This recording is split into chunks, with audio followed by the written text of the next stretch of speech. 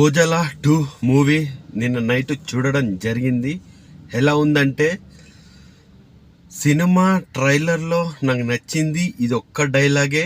ఈ డైలాగ్ వల్లనే సినిమాకి చాలా ఇంట్రెస్ట్ కలిగింది నాకు.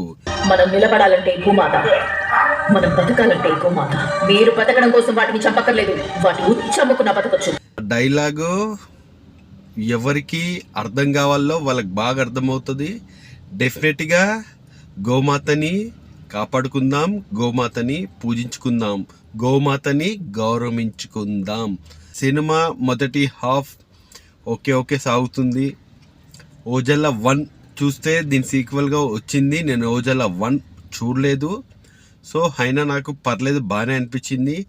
సెకండ్ హాఫ్లో చాలా బీజిఎం పడాలి, కానీ ఎక్కడ బీజిఎం అనేది పడలేదు.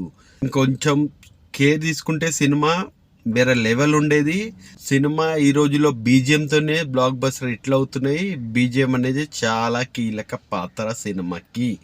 సో తమన్నా గురించి వస్తే, తమన్నా అన్నది సెకండ్ హాఫ్లో రావడం జరుగుతుంది. తన యాక్టింగ్ కూడా సోసోగానే ఉంది. అరుంధతి మూవీ బాగా గుర్తొచ్చింది. సెకండ్ హాఫ్ మొత్తం చూస్తుంటే అరుంధతి మూవీ నాకు బాగా గుర్తొచ్చింది.